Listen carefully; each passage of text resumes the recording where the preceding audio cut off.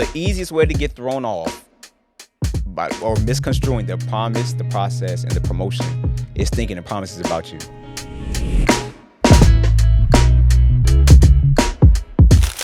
What's good, everybody? Welcome back to the More Purpose Podcast, where we talk everything from faith to finances. I'm your host, Clarence. And your co-host, Marlin. And we are back with another video. Let's go! Y'all see my boy back in the building, man. I'm glad to be back. It's still been a minute, ain't it? It has. It felt longer than it should have. Bro. But I've been here watching everybody else. I was just like... A whole month? I was just shut up in my seat like... Jittering? I'm texting you stuff while you was... No, bro, facts. Marlin... He could not be on a real sabbatical. He over here texting me like, "Hey, bro, like this is a good point right here too." Yeah, my boy ready to come back, boy. Listen, glad to be back. We glad to have you back, bro. Yes, sir. On that, how was your sabbatical, bro? It was good. It was really good. I think I needed the time away just to kind of get back to the basics.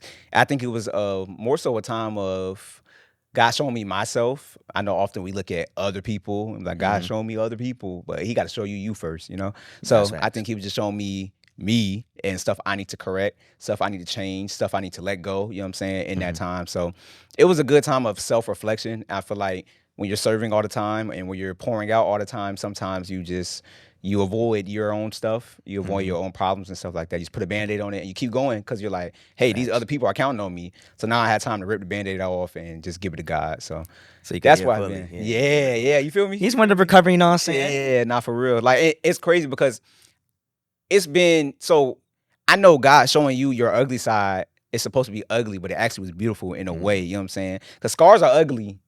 But when they heal, you know what I'm saying? Chill.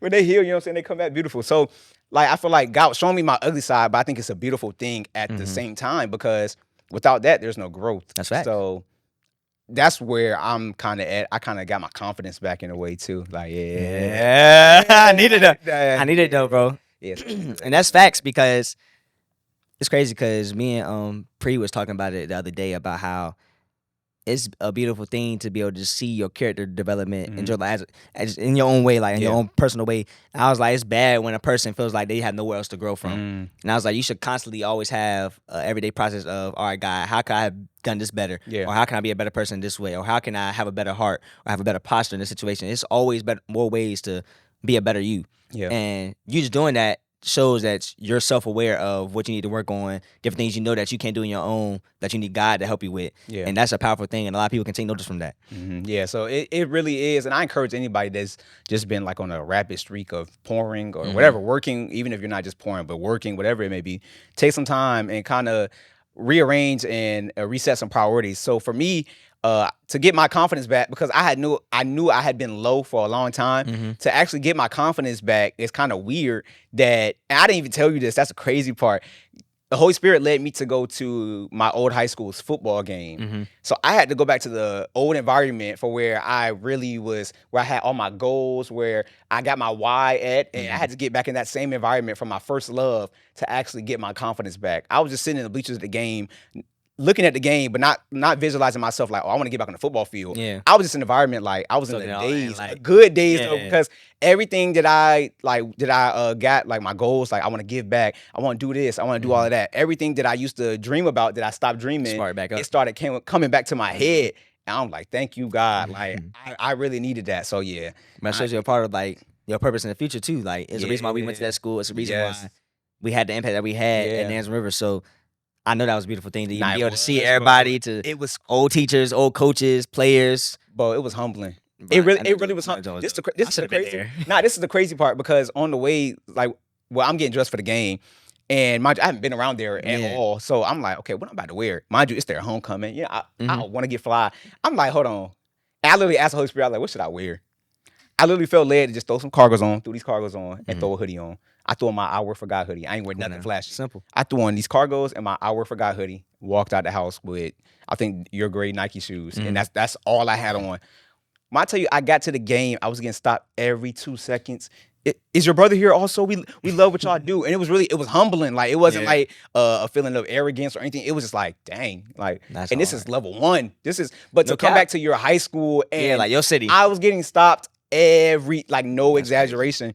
And I'm like, yo, like, I'm really gonna come back and be able to give back to. And this is the reason I need to be here, because I had to remember my why. My why is just to give back to the community and change things in our city, in our environments. Because I feel like a lot of people, they want to be successful in so many other places. Like, I want to go to Cali and do this. I want to go to Atlanta and do this. You know what I'm saying? Or I want to go to Texas and do this. Okay, let's start with your home first. You know what I'm saying? Start with, let's change Virginia first before you complain about it. Facts. And I think everybody doesn't have that burden, but I've always had that burden. Like, okay, before I leave Virginia, I'm gonna leave something. I'm gonna leave something here. Like, they gonna know me for something. You know what I'm saying? So yeah, That's facts, bro. And then I'm the same way too. Like me and Marlon both have, I don't know what it is, but it's like a strong desire to give, especially Suffolk area, but give Virginia something that we didn't have growing up in the city and everything. Kind of for me, like growing up in Nansman, we didn't have like the photography classes or anything like that. And it's just like, I have a strong passion to give a creative space towards that area because I didn't have that growing up. But I know that's something that other people may need in their journey of just going through school. Because, you know, like, especially in our community, a lot of people only think there's only two ways to get out of where you at. That's either sports or music. And it's not true. And that's not the only two things. And that's why and that's why it hits so hard. Like that's really why it hits so hard, because we're not doing it like for anything else, like not those reasons. And yes, sports and stuff is cool. We both played sports. We both did other things at school, but like to see God's hands just throughout this whole process, it's just crazy. So I'm gonna love it when we are able to go back to the school and actually talk to them and stuff like that. That's gonna be amazing. I cannot wait for that. Facts. But now I want to pivot real quick. Go ahead, pivot, bro. So not pivot, but I want to go back to the sabbatical. One other thing that God kind of revealed to me last week, because so for those that may not know, the whole sabbatical, I'm not recording no YouTube videos. I'm not leading no Bible study. I'm not recording no podcast. So I'm not doing anything in regards to media or stuff that I usually do or that require my gift. And something that I realized is that I had to find value, my true value in God and not in my gift. Because if I wasn't using my gift, how was I gonna feel valuable? You know what I'm saying? If I found my value in my gift, if I wasn't operating in my gift, if I wasn't like the man that he speaks so good, if I wasn't getting that for that whole month, it's like, okay, now you feel less than. So I had to rewire and actually put the gift on the shelf and get back to the real reason and find my true value, which is in God, not the gift, or in the creator and not the thing he blessed me with. You know what I'm saying? So boy, that's been that. That's kind of where I've been at. Because a lot of people find their value in their gifts. Some people may find their value in, I'm the photographer that everybody knows. Okay, when photography is taken away, what's your value? Who are you? You know what I'm saying? Yeah. So when the teaching and the speaking and the YouTube and the more purpose is took off the table, who are you, Marlin? Who are you? Like in closed doors, you know what I'm saying? So that's kind of where I'm at. And it's an ongoing process. I'm not gonna say I'm fully healed like after a month. I'm not perfect. No, I have to continue to work on these things, but I can't say like a dark cloud has been lifted off. Yeah. I love that, bro. Yeah. Just saying that though, I feel like we might have to do like a self-awareness episode too. We do. Because I'm trying to tell y'all that's one of the biggest things in this world that you can work on every single day, constantly. Like for you to have that self-awareness to be like, all right, God, I've been abusing my gift, or God, I've been idolizing my gift in a way that I'm only using it for the satisfaction, or I'm looking for this reaction off of me doing what you have blessed me to be able to do. Yeah. And once it gets to that point, you know, like we know that God's not looking at us in the same way that he was looking at us before when he first gave it to us. It's more like all right, you keep going that way if you want to. And he can take it. And it could be gone just as fast as he gave it to you. But it's humbling to be able to know that he gives us the grace enough to catch ourselves before he catches us. Yeah. Like, that's a blessing. Because not everybody gets that chance to be able to get a second chance or to be able to sit down and think and be like, hold on, let me stop on this route before I mess up and fall off this cliff. Let me go back to where God was actually trying to push me towards. Yeah. A lot of people don't get that chance. A lot of people fall off the cliff and then want to get help, but it's too late at that point. So I feel like, bro, that's a blessing to have that self-awareness. That's a skill at this point. Yeah, nah, it really me and you both work on that on daily, bro. It definitely is. Let me tell you something. Me and Mama have conversations daily about how everybody don't got common sense. I promise you. Listen. It'd be crazy. But just off me and his conversations about how we're working on different things every single day, I'll be like, yeah, Mom, I'm working on this. And he'll be like, yeah, bro, I'm working on this. But it's a beautiful thing to see the growth 2 months later after we talked about it. I'll be like, dang, Marlon, you been locked in, ain't you, boy? Yeah. Like, remember, matter of fact, it was like a couple months ago, we was like, Mom was like, yeah, I'm gonna lock in with the gym, bro. I was like, I hear you. Let's lock in for real. Yeah. Cause like me and him both had the habit of saying we're gonna lock in, and then we'll lock in for like 2 days and fall off. Lock in for 2 days, fall off. But Marlon been locked in. Like, but the reason for that is because I had to put myself in an uncomfortable position.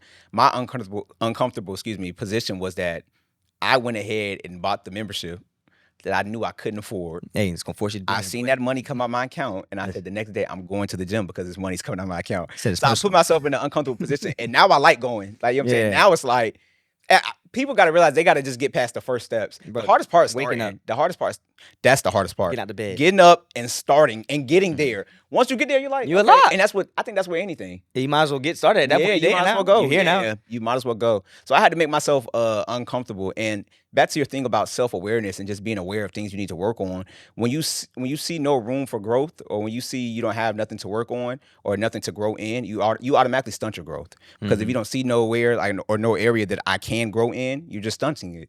Bro. You're not gonna grow. You know what I'm saying? So That's crazy. I mean, that's facts. Because anytime you get comfortable where you at, or stagnant, in your mind, you're telling yourself, "There's no way I can get better at this. Yeah. There's no way I can form a better response to this. There's no way I can react in a better way." When that's not the case. Yeah. There's always a better way to do something. That's why the saying is, "Don't reinvent the wheel."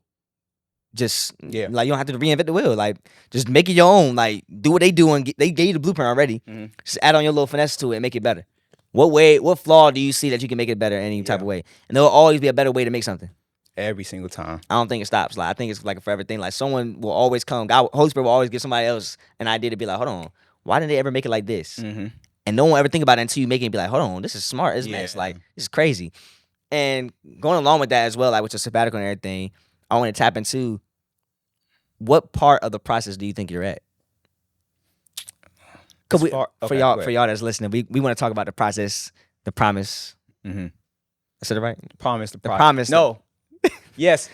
The promise, the process, the promotion. There you go. PvP. Or PvP loan? Nah. A lot of y'all going to jail behind that one. You're done. But yeah, like what part of the process do you feel like you're in your life right now?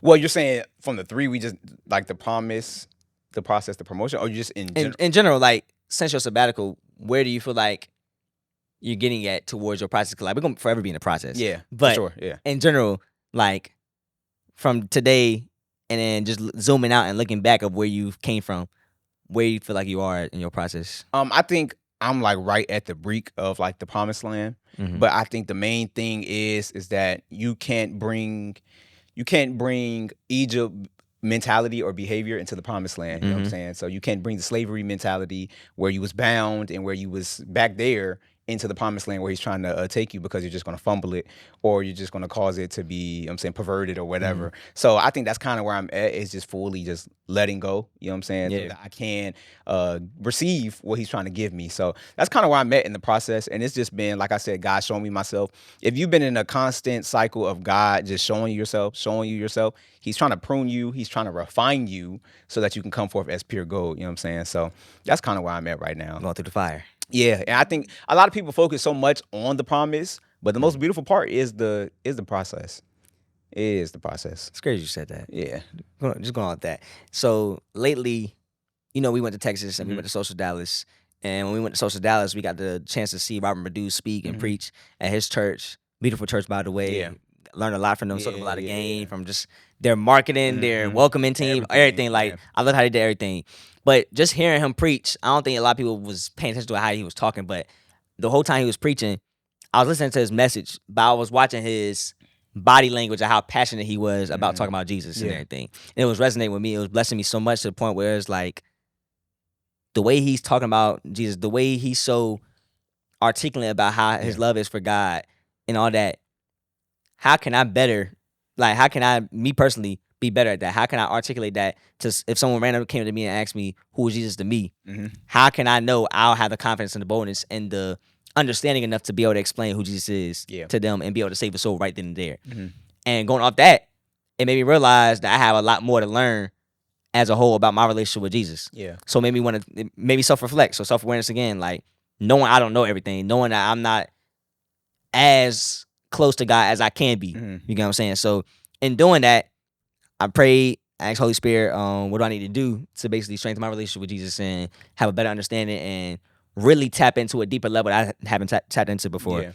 And Holy Spirit told me, reread Matthew and everything. Like start with Matthew and just go through the Gospels again. Yes. I already read them before, but reread them again, like in an in-depth way of not trying to just read about it and read the Bible, but actually dive into the chapters and like don't be in such in a rush of just reading it. Like the satisfaction of saying, hey, I read my Bible today. Mm-hmm. And that's it. Yeah.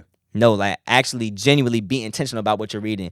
Make sure you have the full understanding before you move on to the next chapter, all that. So last night I was reading chapter 1, right? Yeah. I read chapter 1 through chapter 3, but I was still like meditating on chapter 1 and everything. And just now I had prayed and I was like, Holy Spirit, give me what to read, give me what to understand from it, give me whatever it is you want to stand out, give it to me so I can have the full understanding of what it is that you want to stand out. And while I was reading that joint, I won't get nothing. Yeah. I was reading everything. I was like, okay, cool. I know all this stuff. This is something I've already read before. Nothing too crazy.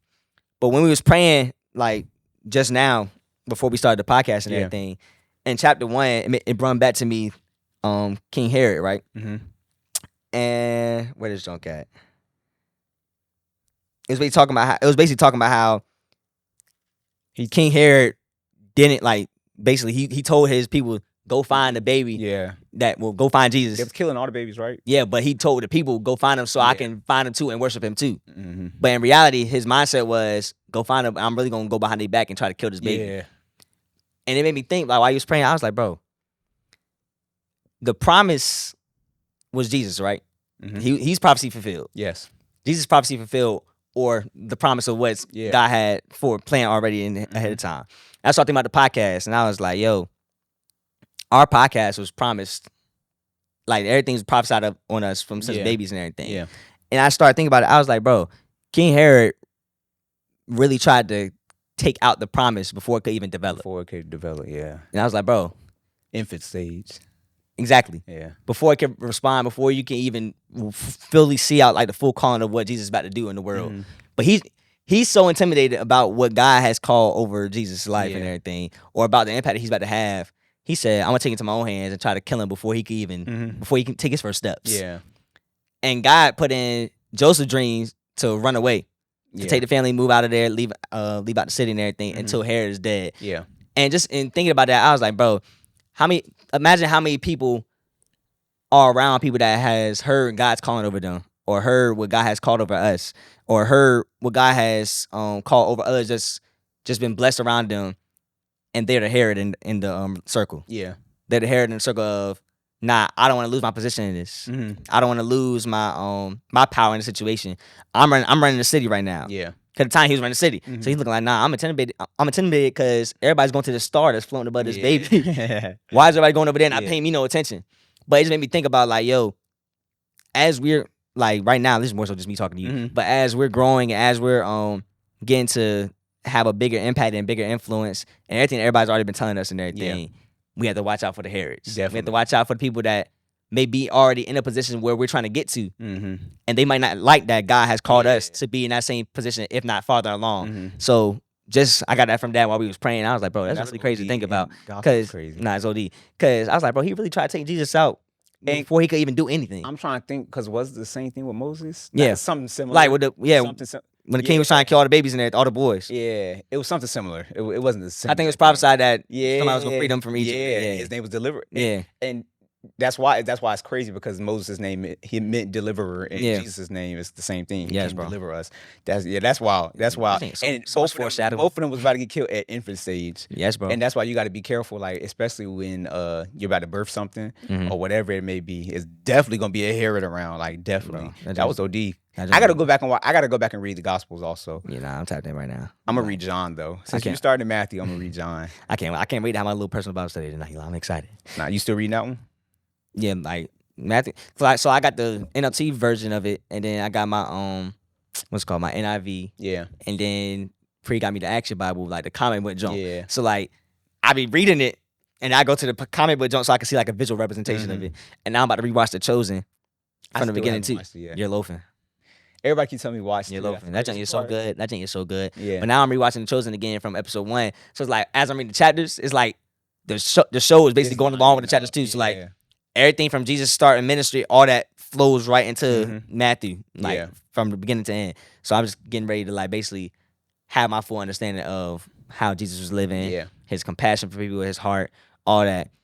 And then also in saying all of this, the self-awareness as far as knowing that I feel like we'll never be too close to God, if you know what I'm saying. Never. Like, we'll never be too close to God. We'll Yeah. never be to the point where it's like, me and God is like forever. Yeah. There will always be like different situations that come, tension, whatever it is, and it'll always be a new way of, all right, God, you feel a little distant today. Let me climb up to you where you at. Let me find where you are. Let me come a little closer. And it's like, matter of fact, we talk about this all the time about how each new level in faith is going to require a new level of sacrifice, a new level of intentionality, a new level of, God, I'm ambitious for you. I'm striving for you. I'm thirsty for you. Yeah. Because John Bevere, he was talking about it too. He was saying how he had heard a pastor say, like, when he was a young pastor, he said he had a young pastor, not a young pastor, but an older pastor say, yeah, John, by the time you're 50, 60 years old or 40 years old, yeah, you're not going to have the same passion for the Bible as you do right now. Yeah, he sounds crazy.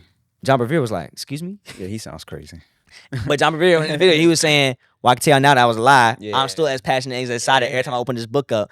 But don't let nobody deter you from having that excitement and that love for Christ. But in saying that, it made me realize I had to make sure I had that same passion, love, thirst, all that, regardless of what I had going on in my life, because there's going to be different things that try to distract you from reading. Yeah. All that. Make sure I'm diving into my word. And I feel like that was another reason why when Robert Murdew was speaking, it was resonating with me so much, because I knew I was reading my word as much as I needed to. But, yeah. I think something that people should do in general to kind of keep them up to date with reading their word, not just reading their word, but like growing closer to God, like you said, is just to kind of look at your fruit. You know what I'm saying? Thanks. What fruit have you been producing? Because he says, I am the vine, you are the branches. He that abideth in me shall be fruitful. And then Galatians 5 says the fruits of the Spirit are this, you know what I'm saying? Love, joy, peace, patience, self-control, whatever else I'm missing out on, but temperance and all of that. So he says in Galatians 5, these are the fruits of the Spirit. So you got to go down and listen, check your fruit. What have I been bearing? If I haven't been bearing these, I haven't been abiding enough. So meaning I haven't been living close to him enough. Then you go back to Exodus. You go back to Exodus when Moses and them, when they called him to build a temple, he said, build me a sanctuary or altar so that I may abide with y'all. So basically, build me a house so that I may come down and live with y'all, right? So the more we like live in the word is the more he lives in us. So we got to self-reflect, look ourselves in the mirror. What fruit have I been producing? Have I been producing love? Have I been producing joy, peace, self-control, you know what I'm saying? From lust or whatever it may be, self-control. So if I'm not producing one of those fruits of the Spirit or in whatever area of my life, I need to live in him more. So I feel like whether it's a weekly fruit check, that's what you should be doing. You know what I'm saying? A weekly fruit check. Because real talk, because that's what I got to do to get back on track. Because every time I read Galatians 5, what it does is, matter of fact, I'm going to go to it since we chilling. I'm going to go to it. You got me started, brother. Go in like in, brother. I'm trying to hear what this sabbatical is about. Galatians 5. What does Galatians come after? Is it after Romans or before Romans? Jesus Christ. I think I got it. Just got it. Okay, look. Galatians 5. Galatians 5, verse 19, and I'm going to read to verse 22. So it says, when you follow the desires of your sinful nature, the results are very clear. Okay, but look, when you read this in another version, it says, when you follow the desires of your sinful nature, the works are very clear. Yeah. Right? That's verse 19. And I'm going to read the full thing in a second. But verse 22 says, so after he lists the stuff, verse 22 says, but the Holy Spirit produces this kind of fruit. So when I'm falling to my sinful nature, I'm just producing results or works. But when I'm producing the fruits of the Spirit, or when I'm following the Spirit, I'm producing fruit. So a lot of times we're just producing results, but sometimes we're not producing fruit. So verse 19 says, when you follow the desires of your sinful nature, the results are very clear. Sexual immorality, impurity, lustful pleasures, idolatry, sorcery, hostility, quarreling, jealousy, outbursts of anger, selfish ambition, dissension, division, envy, drunkenness, wild parties, and other sins like these. Let me tell you again, as I have before, that anyone living that sort of life will not inherit the kingdom of God. But the Holy Spirit produces this kind of fruit in our lives: love, joy, peace, patience, kindness, goodness, faithfulness, gentleness, and self-control. And I'm skip down to verse 25. Since we are living by the Spirit, let us follow the Spirit's leading in every part of our lives. So good. So what I mean by the daily or the weekly fruit check is, okay, if I'm producing the results from the first one, If I read any of that and I felt any of that or I saw any of that in my previous week, that means I wasn't abiding in my word as I should have, because I obviously didn't produce those fruits, the fruits of the spirit. I was producing these things up here. So that's kind of what I would do, is kind of just go down that list. Okay, have I been struggling with jealousy lately? I need to abide in him more. Have I been struggling with this envy? Have I been struggling with impurity, lustful pleasures? I need to abide whatever area. And that's why he says in verse 25, let us follow the Spirit's leading in every area of our lives. Because if you do that, you're going to find fruit. You're going to find fruit. So it's crazy you said that too, because if you go to chapter 6, verse 7 through 8, yeah, because what you just said was more so in a personal sense. But it might be someone out there that's asking, why am I not getting this type of energy in return? Yeah. But again, what's your fruit look like? If you're not giving out love, if you're not giving out compassion and everything that's listed, you're not gonna come back to you. So verse 7 and chapter 6, Galatians chapter 6, verse 7, if you go down past the don't misled part, it says, you will always harvest what you plant. Yeah. In verse 8, those who live only to satisfy their sinful nature will harvest decay and death from that sinful nature. But those who live to please the Spirit will harvest everlasting life from the Spirit. And for those that's out there, like we said, if you're not giving out, you can't expect it back to you. You can't. That was good, though. Galatians 5 is so good. Galatians is very good. But Galatians and Romans is so similar. Like, it's so like they bar for bar similar. Paul was in his bag. He was in his bag. You see, I got the whole junk. They ain't there highlighted. Listen, brother. This thing is sick. OD.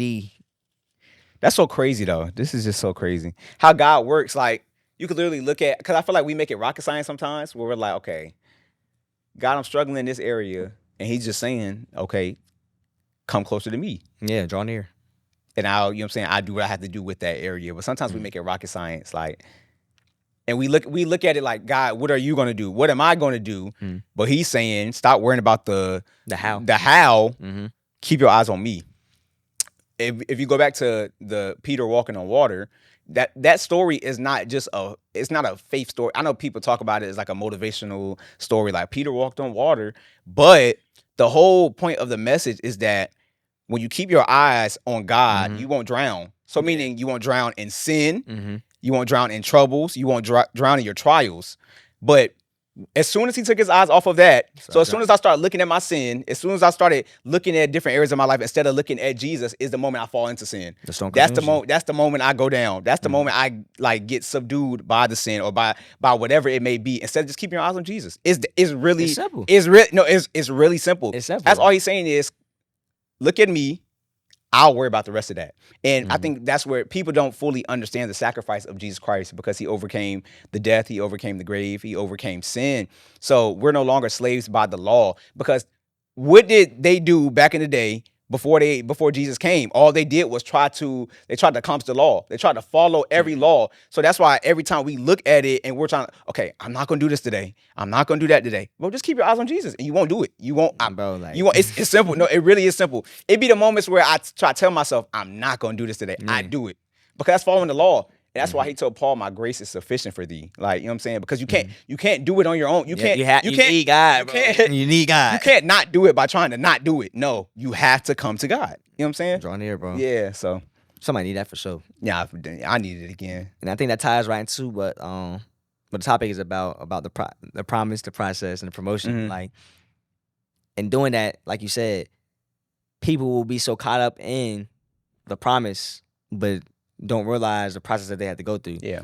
I remember you said before how one, it takes no faith if you know about the promise and exactly how you're gonna get there. Because then you can choose if you're gonna do it or not. Yeah. That's no.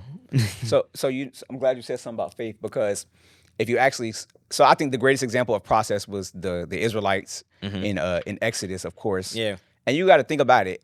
They're being led through the wilderness. They're getting new instructions every single day. They have to keep coming to God for instructions. And I feel like most people that are in the process can honestly say, I don't know what I'm doing right now. I'm just following God. Yeah. How many times do you say, when people ask you, what you got going on right now? I'm following God. What you gonna do with this? Every time. I don't know yet. I'm waiting to see what God is doing. Just going where God leading me. And like you said, if we just got the process, it wouldn't take no faith.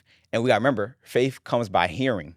And then it says, then we walk by faith, not by sight. So we walk by hearing the instructions of God.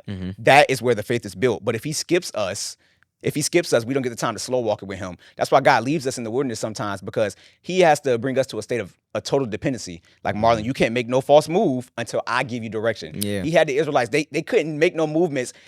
Moses had to keep going and seeking God for their next steps and for their next instructions. Because if they made a move out of turn, or if they went the wrong way, or if they did something out of their own flesh by just wanting to get to the promised land, they wouldn't have learned their lesson at all. So it's like in the process, God is just trying to boost your faith. And your faith is your complete faith is where you totally depend on him. Like, you know what I'm saying? That's the main part of the process. And I also think like the process is where you get your dirt on you. In other words, your character, like your character development, everything that you lack in, everything that you're flawed at, everything that you thought you could do on your own, and just now realizing that you need God to handle it or to be there with you, is where all that comes from. I feel like you'll never be able to get to where you need to be until that character develops. Like we always talk about how people always want the blessing, the promise, all that, but will not have the character to sustain it. Yeah. You won't have the character to be able to keep the promise and be able to cherish it and steward it the right way. Yeah. That's what the wilderness is for. That's what the process is for, because everything you go through is for you to be able to not only maintain it, but to multiply it at that. Yeah. How can I, once I get to this point that God has shown me, how can I steward this and not only have it myself, but make it so big to where it's like it doesn't just bless me, it blesses everyone else around me. Generations to come. Like a good man leaves an inheritance for his children's children. Yeah. Whatever God has for me, I need to make sure it's leaving an inheritance for my children's children. But if I'm not willing to do that, or if I don't have the character to be able to do that, what's that gonna mean when I have the promise? Yeah. That means I might fumble the bag. I might fumble what God had in store for me, and now I have to get there at a later rate because I didn't want to learn the first time. And this is the crazy part, because I think the process or the wilderness season is just a season of God telling you, take your hands off of it. Get your hands off the wheel. They worked for food. When they was in Egypt, they worked for food. They went into the wilderness. They had to rely on God to drop manna from heaven. So we're no longer working for food. We had to rely on God to drop the food down so that we can eat every day. Every person in the wilderness that tried to keep their hand on the situation, that tried to keep their hand on the wheel, did not make it to the promised land. Moses tried to keep his hand on the situation. He hit the rock when he wasn't supposed to hit the rock. Bro, he said, God said, I'm going to let you see it, and you won't walk into it. Your ancestors will walk into it. So the wilderness season is for God's telling you, take your hands off of it. You're used to this being like this. You're used to having control. Take your hands off of it. You know what I'm saying? And that's where our flesh messes us up so much, to where it's like that's why we emphasize the importance of staying close to God and staying near to him, because anytime you hear instructions but want to make the instructions and do it in your own way, that's still disobedience. Yeah, definitely. It's still disobedience. If God did not tell you to do this, why are we doing it? But we'll, like you said, we'll make it rocket science. We'll make it to the point where it's like, well, I feel like God will understand why I'm doing it this way. Yeah, all right. But you're going against a direct order of what he just told you to do. Or you're going to miss an opportunity because you wanted to go and do it your own way. Imagine if I went to Invest Fest, right? It's crazy because it was Ron or someone else that someone else I was talking to. They were saying how you went to Invest Fest or buying your ticket, got there, and he said it's crazy how Holy Spirit had you to sit there and watch your mentor working, and he didn't even know who you was, or you didn't know who he was. Yeah. And I started thinking about that, John. I was like, bro, that's facts. Because, like, out of the whole time I'm there, why am I, ironically, in the position to be able to just see him, like, he's just right in front of me, working. And I'm literally watching him work, not realizing that Holy Spirit strategically put me right there for a reason to be able to see him, so when he DM'd me, I knew who he was. Yeah. That's crazy to zoom out and think about. Yeah. But just in general, one wrong move or one thing that I could have let distract me could have deterred me from even seeing him in the first place, to me now being confused on who he was when he DM'd me. To me, could have eventually blocking my blessing and having to wait for a future opportunity to reignite what God was trying to get me to in the first place. But just simple stuff like that. You cannot let your flesh distract you. You cannot let your flesh try to steer you in the way of where you feel like you need to be going, or steer you in the way of where you feel like it's the better move than what God has told you to do.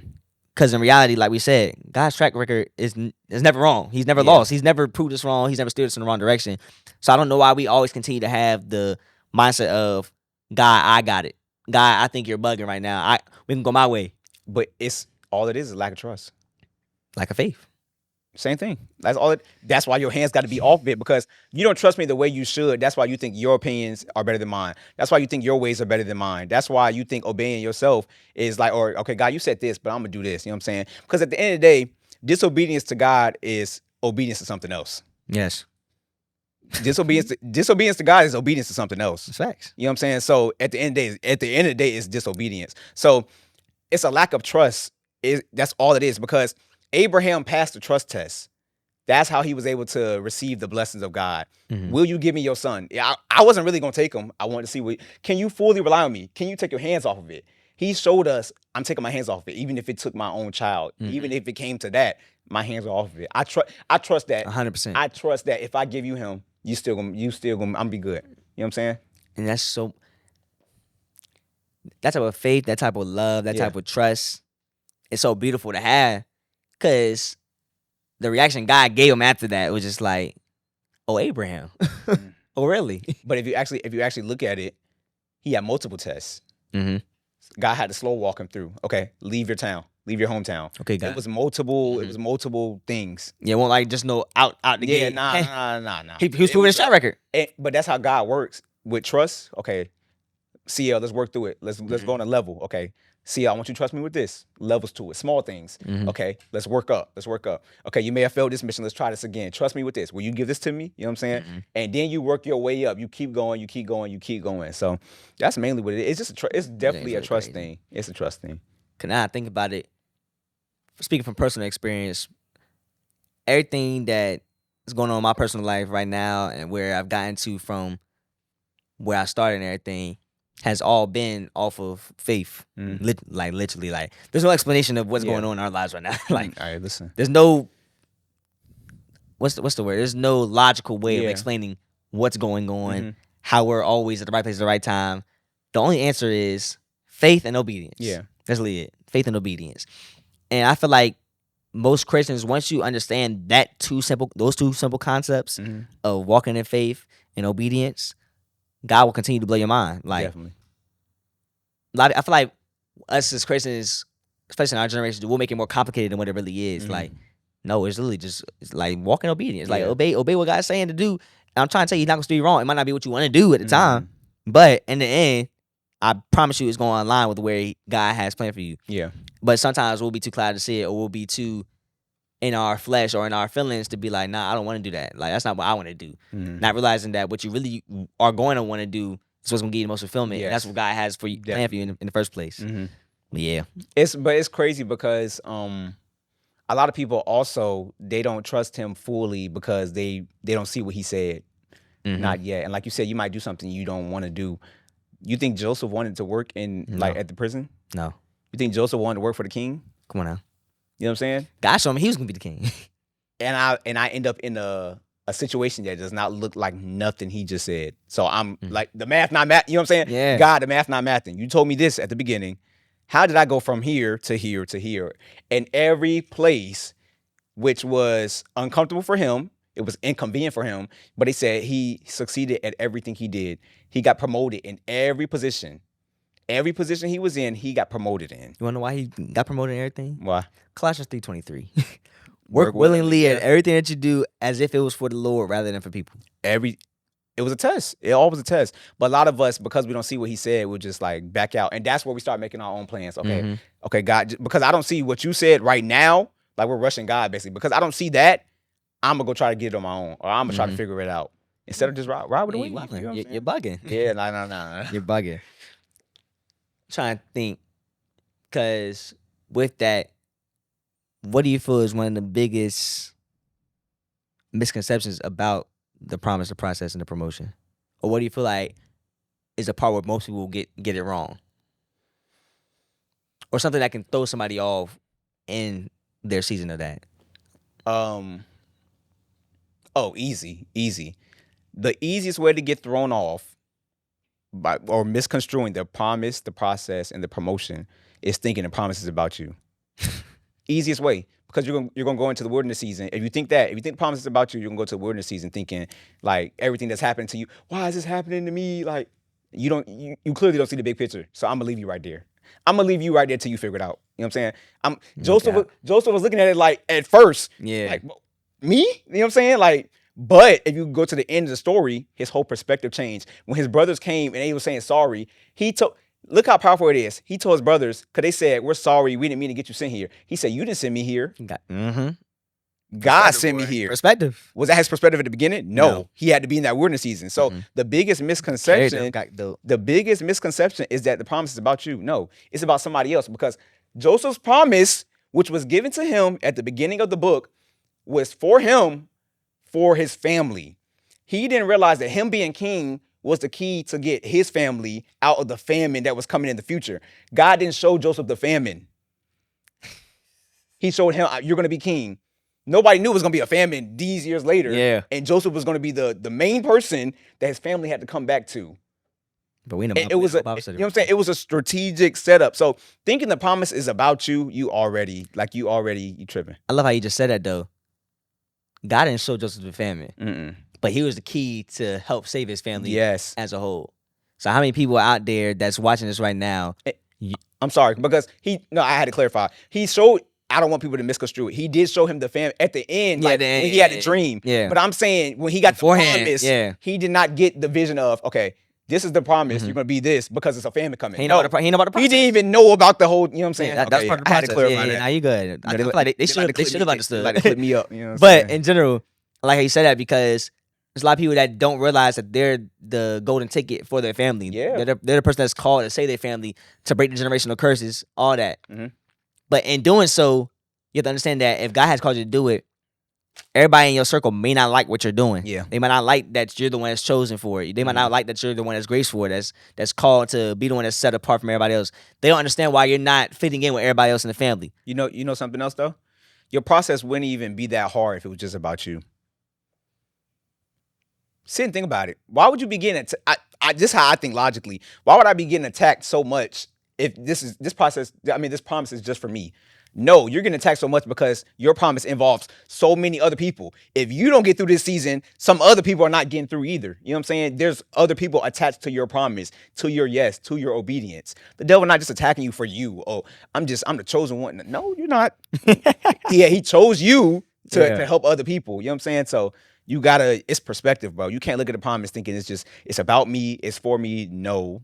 Yes, God is gracious enough to let you go into the promised land and still receive benefits from it. Yes, you're still going to receive benefits and live the life that you want to live. But ultimately, bigger scale is to give him glory and to help the other people that he's called you to help.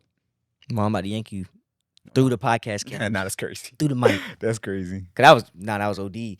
Cause facts. Like that back to the devil is soft. Go ahead. At the beginning, you said Jesus was the promise. He was a baby for him. Herod tried to kill Jesus. Jesus' promise was for us. Jesus' promise wasn't for him. What? He got to sit at the right hand of God. Yeah. His ultimate goal was to give for us. So Herod tried to kill he tried to kill that, but it was for a bigger scale. That's really so you're not just getting attacked. You're not getting attacked because it's you. You're getting attacked because of the assignment that you're on. So just break it down for me. 1, who sent you? 2, that just going back to the devil itself, like that aspect of 1. I like it. I like how you clarified, like how it's just like the devil's just not attacking you just because it's you. Like, 1, you're not that guy. Because when we're in the wilderness season, we kind of get like. Oh my God, so why I gotta be me? Like we get into that mindset. And God, he does not want you to come to that. Because I've been there before. It's always me taking it. Why does it always have to be me? Bro. And God's like, bro, Marlin, look outside yourself for 1 second. You have to zoom out. You have to get out of your perspective. About you. You have to. Every time. Every single time you have to. Yeah. But in doing that, you have to realize, like you said, the devil's not attacking you for your present moment. He attacking you for your future. Yeah. So it's like him attacking you. Most people can't even see that though. They think I'm getting attacked right now just for this situation right here that's today. No, he's seeing something that's supposed to come in the years to come, or months to come, whatever down the line that he already trying to mentally prepare for and don't want you to even get there or to even reach it. That's why it's his job to distract us, to turn us away, to make us fall as much as possible so we don't reach the destiny of where God has pushed us to. Yeah. But that thing's really crazy to think about, bro. Like every Jesus Christ. Single time. And something our aunt told us recently, I think it was Aunt Benita. No, I don't know if it was my dad or my aunt Benita. One of them said it this past weekend. They were saying every new level is a new devil. And I'm just going back to Joseph's life. Even as he got promoted, Potiphar's wife tried to have sex with him. You know what I'm saying? Like another test. Potiphar's wife tried to have sex with crazy. And speaking on tests, he said no and still got in trouble. Listen. Speaking on tests, something that I kind of been trying to study, or I'm trying to figure it out. It's kind of a theory. This is not like biblically sound, but it's a theory. I feel like every great ruler, every great king, every great man of God go through either two tests, and that's the heart test or the lust test. That's me personally. I agree. You go through a heart test or lust test. So the heart test can be jealousy, pride, arrogance, whatever that may be, and then the lust test. I think every great leader that has failed, even in the Bible, has failed at one of those things. Saul, pride. David, what was he doing? Lust. It's crazy. Moses, his heart went right. So I feel like this is just a theory. I want to study it some more. Yes. What you getting so far? Yes. I feel like God has to put you through these two tests. And those are the two tests that I see like most often with great people. You know what I'm saying? And it's not a one-time test either. Nah, no. That's a daily daily thing. It's a daily thing. Like that's again, which is why we stressing the importance of self-development, character growth, being in your word, staying close to God, because like we said before, the one day you walk out your house and think you big and bad, chest poked out, and telling God to stay home instead of coming outside with you, will be the day you fall short. Every single time. And the devil catch you slipping. Yeah. You can go consistent for a whole week with your shield on, your helmet, everything, all your spiritual armor on, and that one day you don't tap in. The one day you feel like, all right, God, I got it from here. God, I'm gonna take the wheel now. I think I can handle it. Yeah. Will be the day you fall right on your face. You come crying right back to God because you thought you was big and bad. And we all go through that. We're human. We all go through that. We all fall short. Romans 3:23. Yeah. But even going through that, we have to realize there's no better leader. There's no better driver. There's no better care provider. There's no better person in our lives other than God to lead us in the direction that he needs us to be. Yeah. There's no better person there's no more qualified person at that that's more qualified than God to tell us where we're going to go. Why wouldn't you want to let the person drive who can see down the road? You know what I'm saying? Okay. Why wouldn't I want to let him drive? My sight is just, I can just see right here. He see down the highway. And going same thing. Why wouldn't you let the person that knows the route drive that route? That man is Siri. Like facts. Like think about it. Think about it logically, in a logical sense. And we about to go to Florida.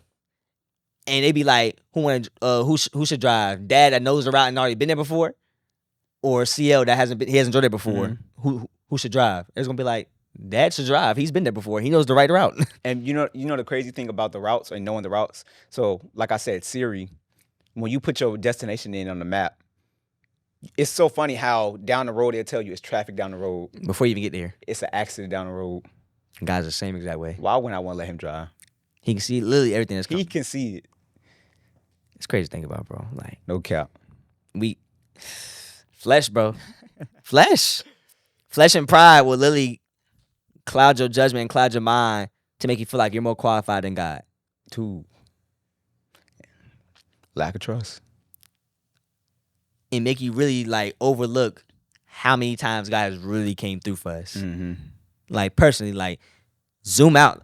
God gonna give me something about zoom out. I keep saying it. Zoom out. Zooming out is so important, bro. Zoom out and think about how many times God has came through on your behalf, bro. Like, especially people watching, like, because I know me and you, we do pretty well when it comes to like we're going through trials and tribulations. We do pretty well with how our posture is and how to withstand it and keep pushing and keep going forward and knowing that God can come through. But it might not be too many people that's watching that has that same faith and same broad shoulders to be able to withstand what's going on. And for them that's watching, zoom out. You have to zoom out. You have to realize that everything you're going through right now, again, like you said, is not for you. It's for someone else down the line. It's for your family. It's for your friends. It's for whoever you're called to impact in your life. Which is why we also say, like, your scars are not your own. They're not for you. They're for someone else. But in saying that, y'all have to be able to have the mindset of, all right, God, I know I'm going through this. But I know that everything I'm going through right now is only going to make me better to where I'll be able to sustain what you have called for me. And it takes zooming out. It really does. You have to take yourself out your situation. Like if this camera is just zoomed in on me, until it focuses out, you won't be in the picture. So meaning I may just be looking at it from this perspective. It's zoomed in. Why is this only happening to me? As soon as you take yourself outside yourself and you zoom out, now I see, okay, it's other people into the equation. It's other people in the frame now. You know what I'm saying? So you really got to zoom out and look at it from God's perspective. That's facts. Yeah. Talking good, my boy. Jesus Christ. Welcome back. Thank you, sir. Glad to be back. Welcome back. Is there anything that you have that God has laid in your heart, or anything that you want to relate to our supporters, our community, of what you learned so far from your sabbatical, or anything along those lines? I think I don't have nothing from sabbatical. I think I kind of gave Just in general? Yeah. But in general, what I would say is, especially in the season of everything going on, is whatever God told you to do, be obedient in that thing until you see results. You know what I'm saying? I think this season has been a season of we're just receiving a harvest from showing up. You know what I'm saying? We just show up For sure. every Monday, show up For sure. every Wednesday, Consistent. show up, and we don't look for results, but now the results are here, like on stage one. So I say whatever that thing is God told you to do, just do it. Just keep doing it and keep showing up. Just keep being consistent with it, and then you'll see results eventually. So I like that, my boy. yeah. I also like to say, same thing, faith and obedience. Really put your full trust in God, walk in obedience, take that faith step, and watch how God takes 2, 3, 4, 5 steps right beside your one step. Yeah. And also genuinely read your word and get to know who Jesus is for yourself. Don't just listen to everybody else. Get to know him for yourself. Read your word, tap in, dive into a deeper way, and be more intentional about it. Make sure that you're being intentional about your personal time with God, your intimacy with God. And don't let nobody deter you or distract you away from doing that. Because I promise you, that's the most important thing you can be doing right now. But other than that, also, this will probably be the last episode they see before the big news. Will it? It will? God. Yeah. So we have a big surprise for y'all coming soon. A big special guest. So you have to turn the post notifications on. If you don't subscribe and turn post notifications on, you can't see the surprise. You feel me? And we're not gonna name drop. You know what I'm saying? Y'all just got to see the episode. We got a special guest coming. But he not gonna come on. I done gave away something already. He said, "Who's he?" What do you mean by that? Well, he not gonna come on until y'all like, comment, subscribe. Until y'all leave a review on the Apple Podcast, Spotify, and until y'all, you know what I'm saying, leave a comment on the YouTube video as well. Show us what you like and share it to a friend. Yeah. And spam the comments up because somebody big is coming. Actually, I'll give them a little Easter egg. If you want to know who's coming, go to Sellers Media and watch the full Bible study. I ain't gonna tell you where we announced today in the Bible study. More Purpose Bible study, sorry. Watch the Bible study from this past Monday. What was the date? Because they're gonna be seeing this later. What was the date? The date. What was the date of this past? The 2nd. October 2nd. Okay, go to the More Purpose page. Go to October 2nd's live, that Bible study. And you have to watch the full Bible study because I'm not gonna tell you where we announced today. I'm wearing a blue hoodie. Yeah. That's your Easter egg if you want to know who it is. I'm wearing a blue hoodie. So there you go. If y'all go watch that Bible study, there's some news in that junk. You'll be able to tap into it. Yeah. But other than that, welcome back, my boy. Preach, brother. Boy, yeah, sabbatical doing you right, ain't it? Talking good off the early, ain't you? Jesus Christ. Listen. But now we love y'all. We appreciate all y'all. It's good talking to you, my boy. Always. You been itching. Yeah. We're ready to be back. Cool little convo, bro. I appreciate it. I just learned some more from that too. Yeah. Like maybe want to dive into my words some more. Like, yeah. Me too, bro. I'm excited to have my Bible study again tonight. Yeah, Let's you gotta go. be ready to read the Gospels. Yes, Lord, I need it. Yeah. So, in saying that, we love y'all. We appreciate y'all. Make sure y'all like, comment, subscribe, leave a review. Yeah. And we are working on merch right now. Now we keep saying it, but we're genuinely working on merch right now for y'all. So we love y'all. Y'all be safe. Love. Love.